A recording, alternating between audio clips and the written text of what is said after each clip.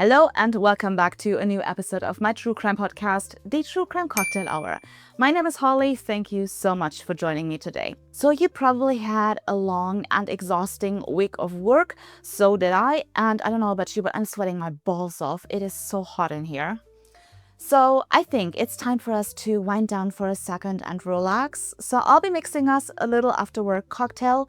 And while I do that, I will tell you the story of a true crime case. So for today's case, we will head to the beautiful country of Switzerland. So if you're ready, I'm ready. So sit back, grab a smack. I'll get everything ready. And then we get started with case number 93, the man pusher of Kiental.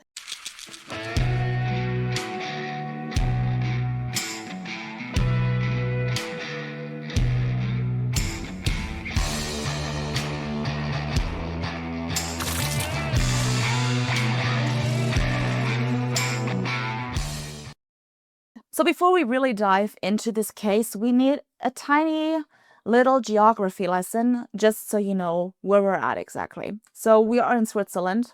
You got that.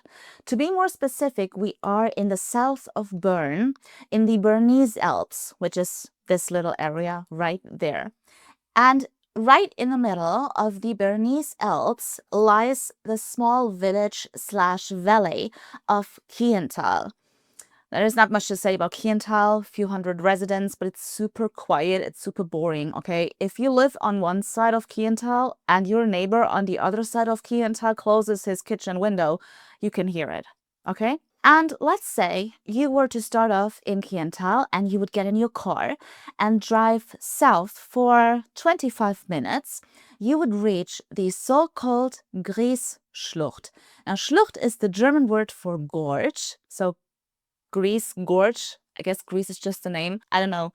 Google really didn't give me an accurate translation. So just know whenever I say gorge, I mean this Schlucht. All right? So this gorge is 20 feet deep, right? And at the bottom of the gorge, a narrow stream rushes. And it's not even that deep. It's like 4 feet deep, but it is incredibly fast. With such speed and with such force, the water thunders through the gorge that over the decades, it has carved large holes into the ground. And in these holes, the water spins so fast as if it literally wanted to devour something. Fun fact, one of the largest holes in the ground of the gorge is also called the Witch's Cauldron. But up at the slope, it is wonderfully calm and quiet and idyllic.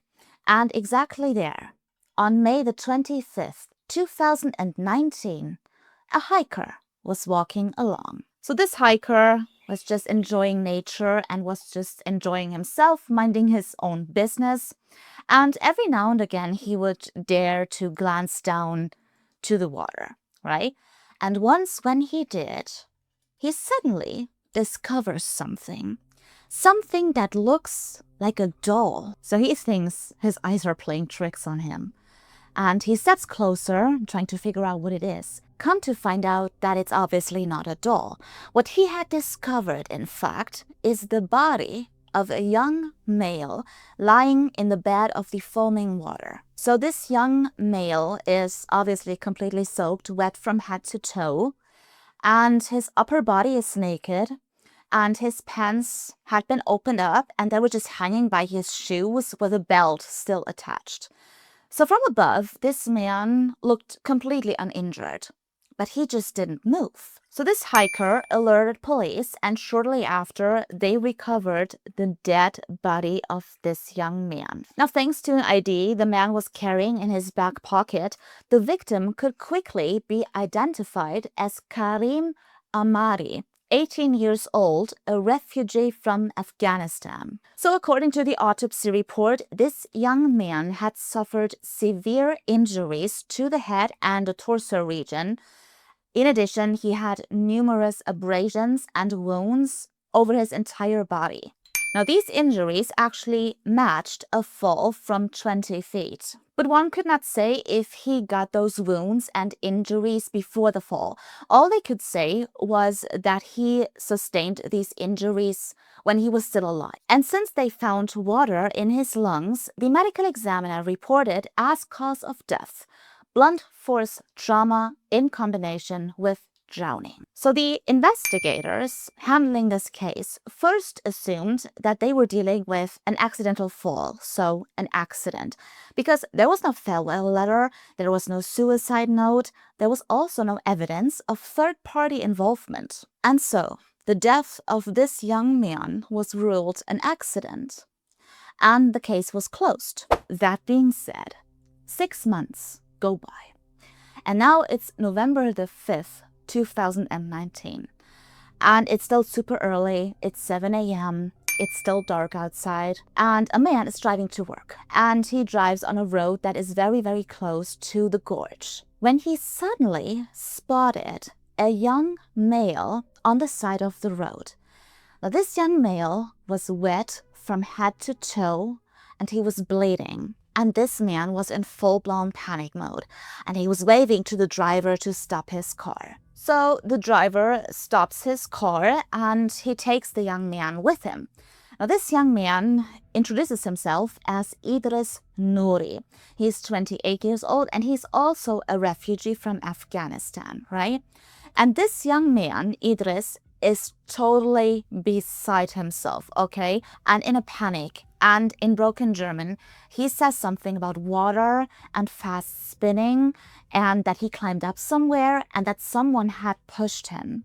He even mentions a name, the name Arno. So the driver of the car takes Idris to a nearby hospital to have him checked out. So the doctors at this hospital would diagnose severe hypothermia, as well as numerous abrasions on his entire body and a torn ankle. So at first, the doctors at this hospital assumed that they were dealing with a case of attempted suicide. However, Idris, he insisted that it was not a suicide attempt, that he did not want to kill himself. He also didn't accidentally fall into the gorge. He insisted that someone had pushed him. And apparently Idris' story was quite believable, which is why the hospital staff alerted police. And with the help of an interpreter, Idris told the story of what had happened exactly the last 24 hours. However, his story actually already starts in the year 2016. In 2016, Idris Nouri was 25 years old, and he had spent this entire last year fleeing from Afghanistan over Turkey and Greece to Switzerland. And now he was standing on some train station somewhere in Kiental, and he didn't really know what to do with himself. What was he supposed to do? Where was he supposed to go? He had no money on him. He didn't know anyone. He barely spoke any German. And Idris was just a little bit lost, when suddenly a man approached him. A Swiss man, much stronger, taller, and much older than him. And even though Idris just knew a couple words of German, he knew exactly what the man wanted from him. And so they exchanged numbers. So a few days go by. And then Idris received a text message from this man he met at the train station. And the man asked Idris if he wanted to meet up for coffee, just hang out.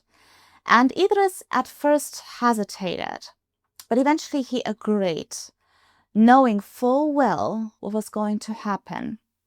At the latest, when the man picked him up in his car, and while driving put his hand on Idris's thigh. This is when he knew, right? Idris had never felt attracted to men, but this is super sad actually. He needed money.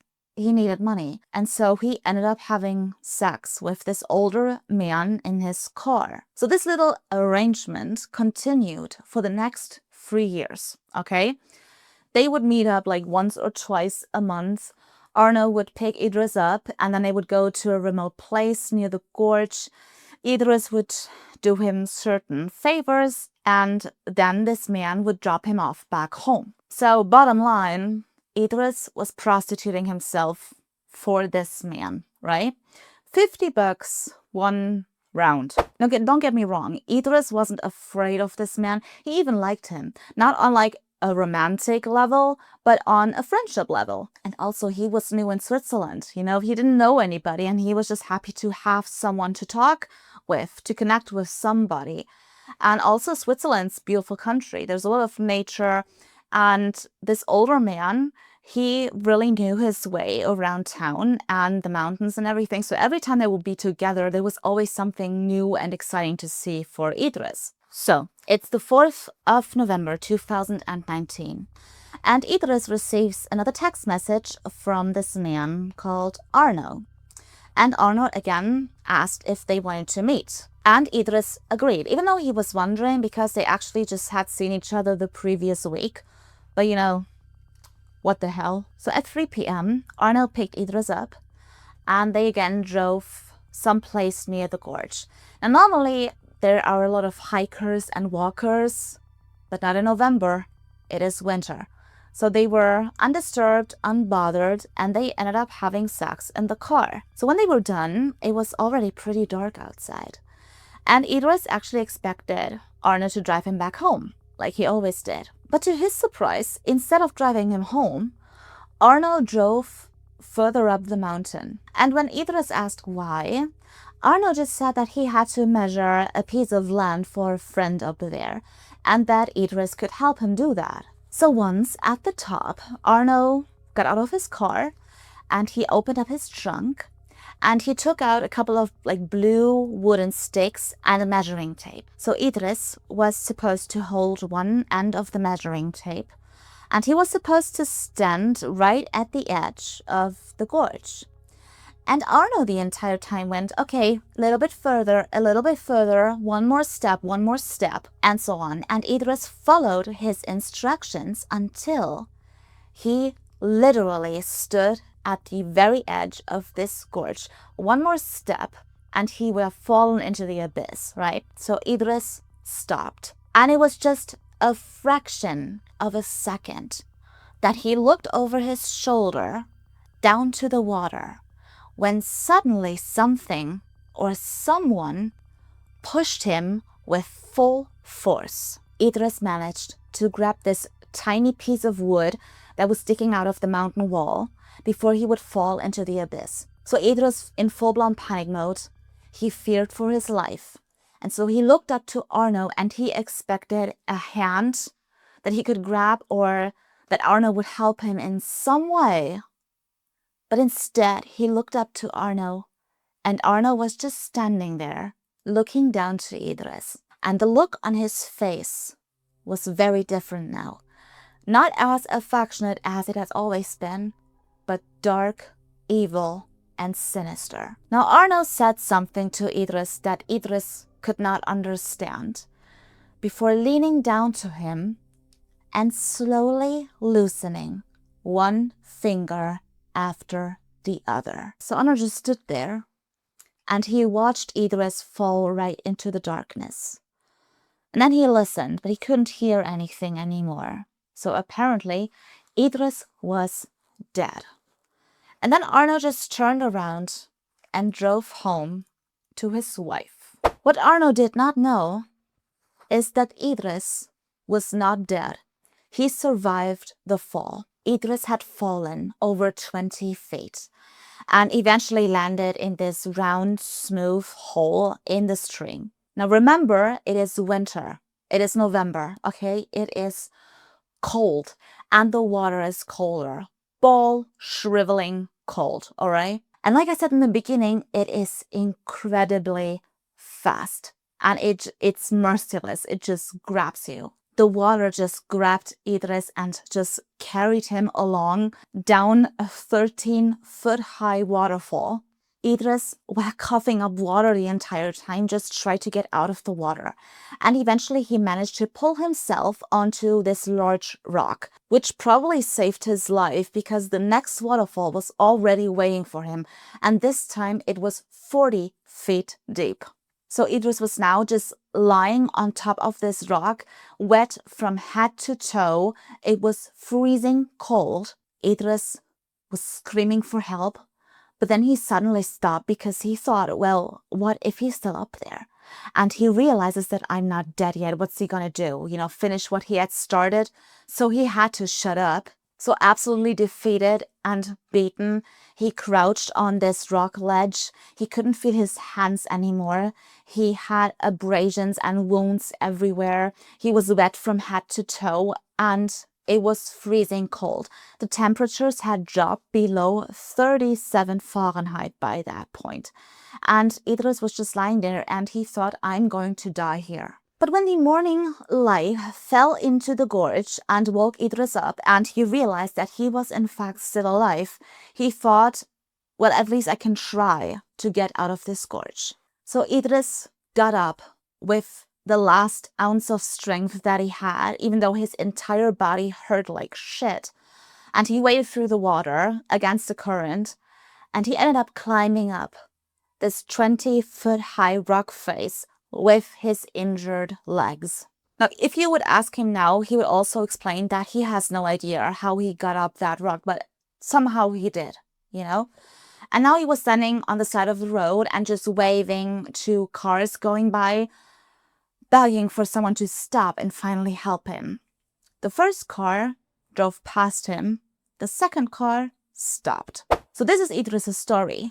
And investigators are actually able to find evidence that support his story. For example, they found DNA on this little piece of wood that he held onto that was coming out of this mountain wall. And then they also found his shoe print on this rock ledge where he had spent the night on.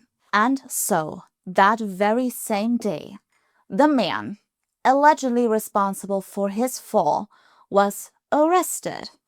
And his name is Arno Baumann, 62 years old, Swiss man, bus driver by profession, a resident of Kiental, married, no children.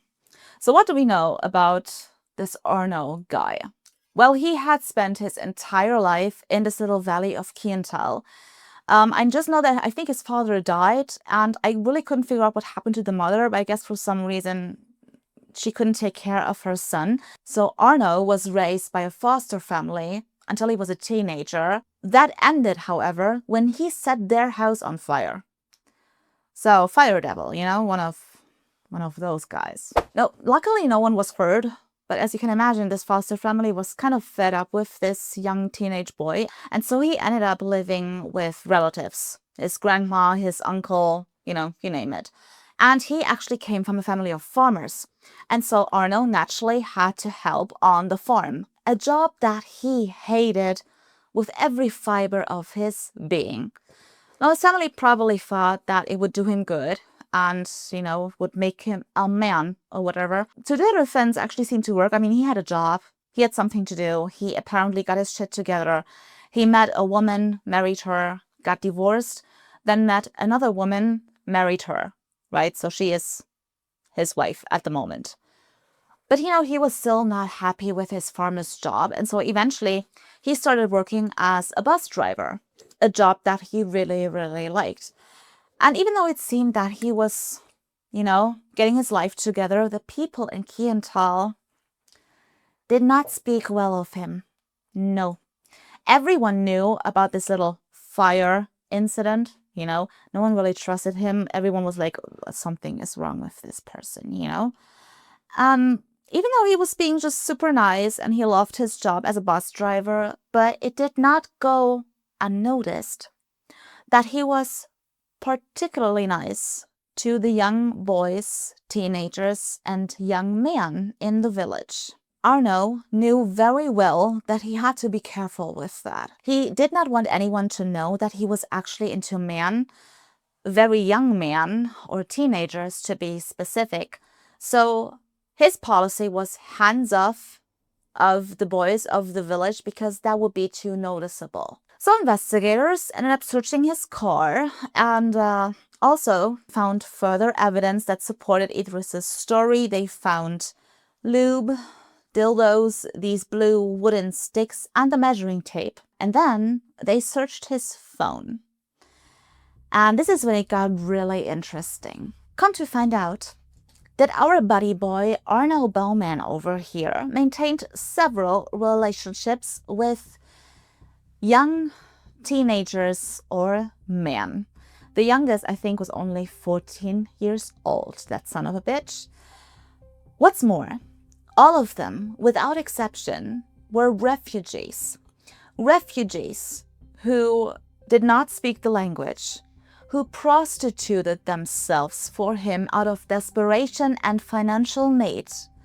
Refugees who had barely any contacts or no contacts in Switzerland, and therefore no one would report them missing in case something happened to them. Now, this idiot actually tried to delete all of the calls and the chat history, but as true crime fans, we know nothing is ever really fully deleted. Investigators were luckily able to recover a lot of these contacts and chat histories, and there were a lot of names, and one name stood out in particular, namely Karim Amari, the young man who had been pulled dead from the water at the gorge only 6 months earlier. And now doubt arose around this accident theory. So Arno Baumann was charged with murder and attempted murder in conjunction with sexual acts with minors for payment. Now, surprisingly, Arno confessed to having had sex with these minors and teenagers, but he denied having anything to do with the murder or the attempted murder. Listen to this. He says that he doesn't even know Karim Amari, which is ridiculous given the chat histories on his phone. Think.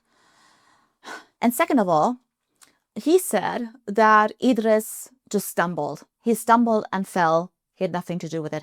Why he did not call for help or try to help Idris, that's a thing he really couldn't explain. Now, his defense attorney claimed that Arno really didn't have a motive to kill these two boys, you know?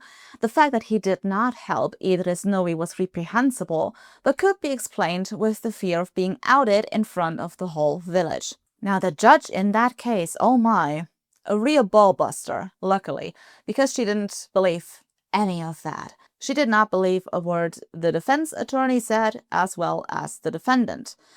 So Arno Baumann was found guilty and ultimately sentenced to 17 years in prison. As a matter of fact, in the verdict, she said, quote, "The defendant's description of the fall is so emotionless, and his statements about it are so sparse that they are indicators of lying," end quote. Arno Baumann obviously appealed, but the verdict was confirmed during the second trial, 17 years and 6 months in prison. So to end this story on a good note, Idris Nouri, as far as we know, still lives in Switzerland, and he has built a life there, and no one, not his family, not his friends, not even his girlfriend, know what had happened to him, because he just wants to leave it behind. But he is the hero of this story, if you will, if he hadn't survived that fall and fought his way back to the top, climbed this mountain, fought for his life,